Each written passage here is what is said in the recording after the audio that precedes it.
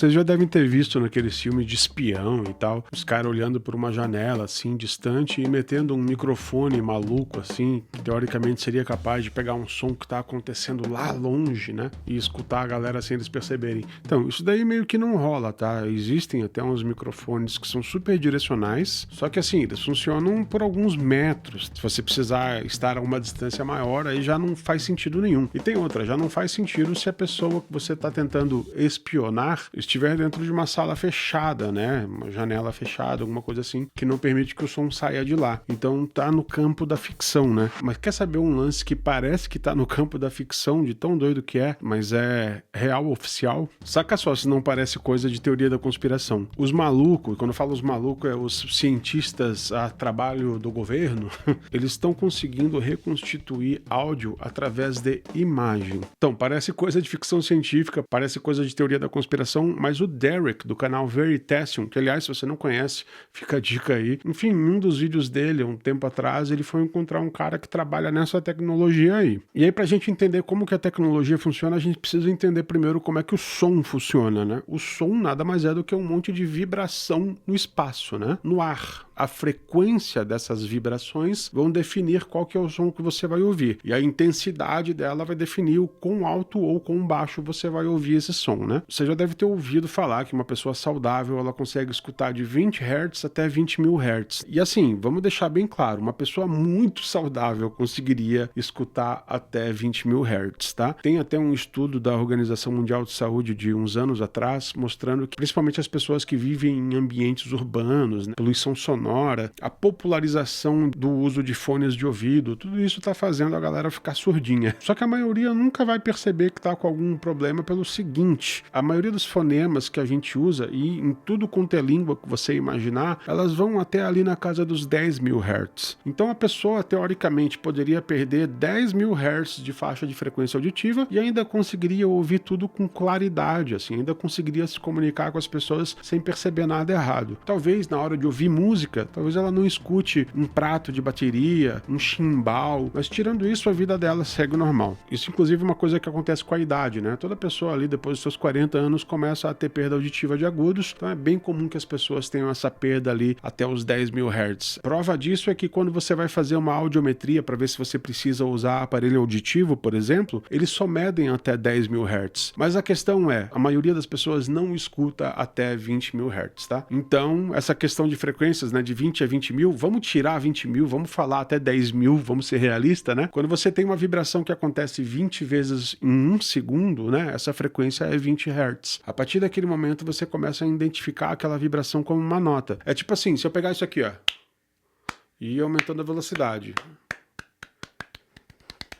A hora que eu colocar 20 disso daqui em um segundo, dali pra frente você vai parar de entender isso aqui como um ritmo e vai começar a entender isso daqui como uma nota. Se eu conseguir colocar isso daqui 440 vezes dentro de um segundo, você vai escutar a nota lá. Mas enfim, o som são vibrações no espaço, no ar. Então a teoria da parada de você conseguir transformar imagem em som vem do seguinte: se o ar está vibrando numa frequência X, ele vai interagir com tudo que está no ambiente. Essa vibração vai bater na parede e vai ressonar para o outro lado, vai gerar um reverb, né? E teoricamente, se você tiver alguma superfície leve o suficiente, como por exemplo a folha de uma planta, ela vai receber essa vibração e ela vai reagir a essa vibração e ela vai vibrar na mesma frequência. Então, em teoria, você poderia pensar numa folha de uma planta como uma cápsula de um microfone, por exemplo, porque é isso que um microfone faz, né? Ele pega essa vibração que está no ar, a cápsula transforma isso em corrente elétrica, que depois, na hora de você ouvir, vai ser convertido em onda mecânica de novo, a partir do alto-falante, né? O alto-falante vai vibrar naquela mesma frequência que foi captada e vai chacoalhar o ar de novo para você ouvir aquilo que você gravou. Então, em teoria, você poderia fazer a mesma coisa com outros objetos, por exemplo, a folha de uma planta. O problema é que se você tiver uma pessoa falando aqui aqui e tiver uma planta aqui no canto da sala, essa vibração ela é tão minúscula, ela é tão nadinha, ela é na casa dos micrômetros, tá? É muito, muito pequeno. É uma frequência tão pequena que se você filmar a planta, você não vai nem conseguir perceber que ela está se mexendo, porque um micrômetro de vibração ocuparia uma área menor do que de um pixel. Aliás, bem menor do que um pixel. Mas aí entram os malucos aí e eles perceberam que dentro desse pixel vibrando, eles conseguem captar oscilações de claridade. E aí, com um software poderosíssimo, você conseguiria treinar a ferramenta para traduzir aquilo ali em som de novo. Ou seja, você está usando uma folha, nesse exemplo, como um microfone. Agora, na prática, é que é doido imaginar isso acontecendo. E aí que o Derek foi falar com um maluco que trabalha com isso, e eles fizeram um teste na casa deles, usando uma câmera normal, usando software normal que você pode instalar aí no teu computador, e eles conseguiram, filmando uma embalagem, se eu não me engano, um papel alumínio, um negócio assim, eles conseguiram reconstruir o áudio que ele estava reagindo, né, que ele estava vibrando. Então sim, ele provou que é totalmente possível você espionar, por exemplo, uma pessoa usando uma câmera apontada para uma planta que estiver no mesmo ambiente em que uma conversa está acontecendo, por exemplo. E se um camarada qualquer, lógico, um cientista, uma pessoa com bastante conhecimento, mas um civil, uma pessoa normal, um cidadão, se uma pessoa normal consegue reproduzir isso em casa, imagina o que um governo com budget infinito não consegue fazer, né? É possível espionar usando microfones visuais. Tem um outro vídeo do Steve Mode, que também é muito bom, onde ele fala um pouco sobre câmeras acústicas. Sim, você ouviu direito. Uma câmera que enxerga som. Aí tem um outro cara, um outro maluco chamado Ben Jordan, que é um cara da música, mas assim, com especialidades que vão bem além da música. Um verdadeiro nerd, no melhor sentido da palavra. E ele fez um vídeo muito mais profundo mostrando o mesmo conceito do Derek, chegando nos mesmos resultados, só que ele foi mais longe, porque o conhecimento de música dele fez com que ele conseguisse entender coisas como inversão de fase, por exemplo, para pegar os barulhos que ele não tem interesse e limpar através de inversão de fase e ter um resultado muito melhor do que o do Derek. O Derek, eles conseguiram reproduzir um som lá, uma melodia. O Ben Jordan conseguiu reproduzir fala perfeitamente,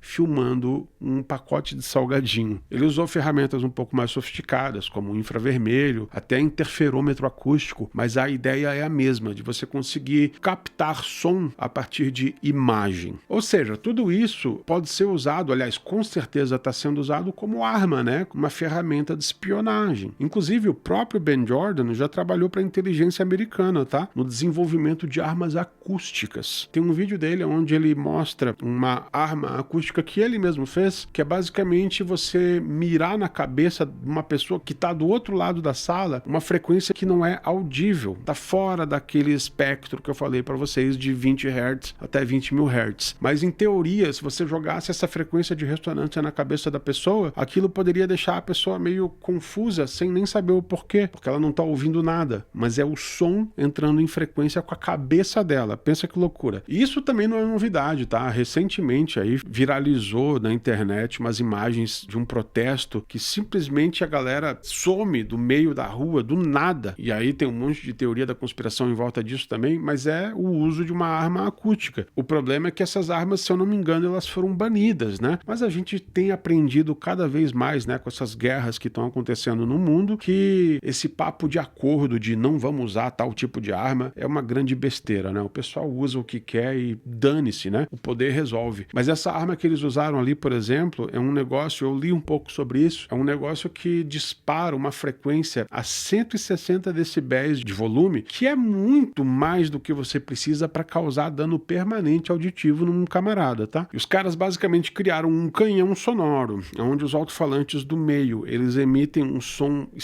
estupidamente estridente, e aí tem uns alto-falantes em volta desse alto-falante principal que joga a mesma frequência, só que invertida, gerando um cancelamento de fase. Então eles conseguem fazer com que o som seja direcional. Enfim, um negócio assustador, medonho, extremamente eficaz, como o vídeo mostra, né? E é mais um exemplo do som sendo usado como arma. Mas aí no meio de todas essas notícias, assim, de som sendo usado como arma, eu não tenho como não pensar no som que é a prova provavelmente a arma mais poderosa de todas essas que a gente falou aqui, que é a música, né? Não é de hoje que bandas e artistas usam música como arma política, né? Seja para criticar alguma coisa do status quo ou até mesmo como força colonizadora, como fez os Estados Unidos, né? Se eu não me engano, o Suassuna que falou isso há anos atrás, né? Se referindo ao imperialismo dos Estados Unidos e dizendo que em certos países é muito mais eficaz, ao invés de você mandar bombas, soldado, é muito mais eficaz você mandar Michael Jackson e Madonna. Colonização cultural, né? Enfim, a música não é de hoje que ela tem esse papel também. Ela não precisa só ter esse papel, mas ela tem esse papel também. E nos últimos anos, o que eu percebo, não só eu, mas meus colegas da música também, o capitalismo fez com que a música se tornasse um produto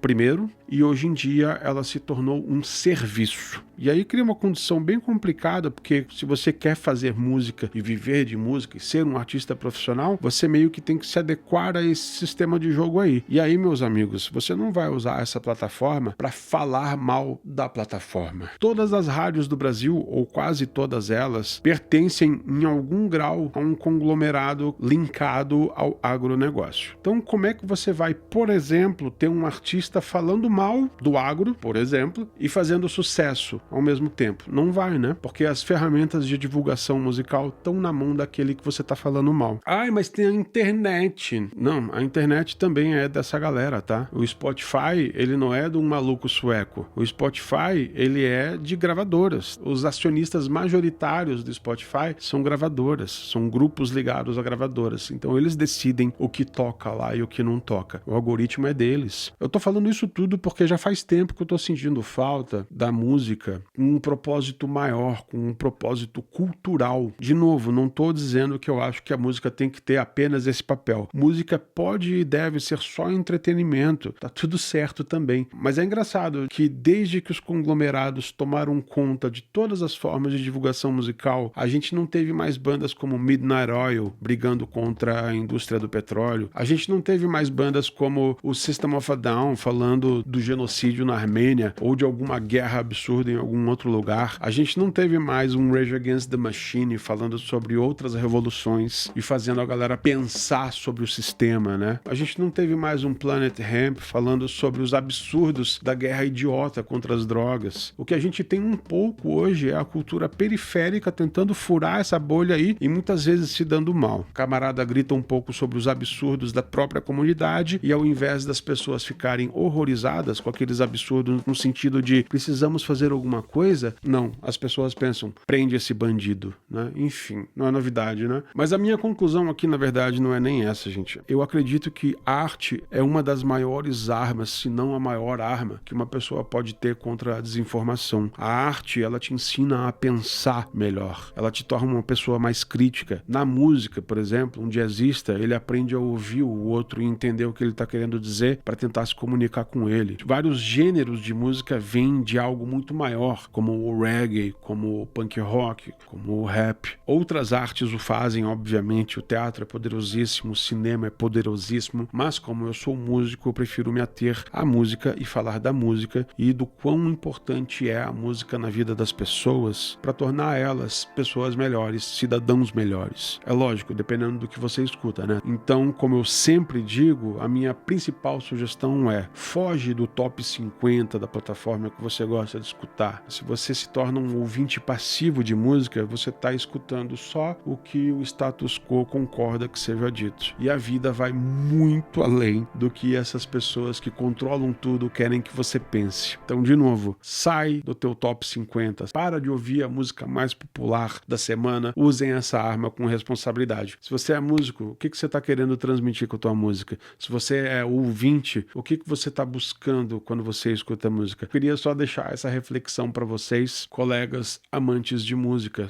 fazendo ou ouvindo. Vocês são muito importantes para a sociedade. Vocês são, na minha opinião, o que faz uma sociedade. A cultura de um povo é o que faz um povo. Então, por favor, vão escutar música, vão descobrir novos artistas, vão no cinema, vão no teatro, sai da playlist dos mais bombados do ano. Para de ser passivo e começa a ser ativo. Eu acredito sinceramente que esse é o caminho para uma sociedade melhor. E é isso, minhas fofuras. Para quem ficou aqui até agora, talvez você tenha interesse de embarcar em outros assuntos comigo, sejam eles musicais ou não. Eu tenho uma área de membros. Aqui na descrição vai ter um link para você dar uma olhadinha e lá a gente faz vídeos para trocar ideia mesmo, tá? Desde coisas mais profundas na música, como estudo de teoria musical, técnicas, até histórias e curiosidades e fofocas. Enfim, dá uma olhadinha lá para ver se te interessa e caso não seja do teu interesse, obrigado mesmo assim por ter assistido. Isso já me ajuda bastante a continuar aqui nessa plataforma tentando falar sobre essa coisa tão importante que é a música e a arte, né? Então, muito obrigado a todos vocês. Eu espero vê-los no próximo vídeo. Beijo, tchau.